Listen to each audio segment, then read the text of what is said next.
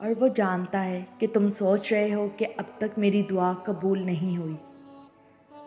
اور وہ تمہاری بے چینی کو بخوبی دیکھ رہا ہے۔ وہ دیکھ رہا ہے کہ میرا بندہ دیری کو کہیں انکار تو نہیں سمجھ رہا، کیونکہ وہ جانتا ہے کہ انسان ایسا ہی کرے گا، کیونکہ انسان تو مایوس ہو جاتا ہے۔ لیکن اللہ دیر بھی اسی کے لیے کر رہا ہوتا ہے، تاکہ وہ ہمیں یہ بتا دے کہ دیری کا مطلب انکار نہیں ہوتا، بلکہ اس میں بھی اس کی مصلحت شامل ہوتی ہے، اور بے شک اللہ کی مصلحتیں صرف وہی بخوبی جانتا ہے۔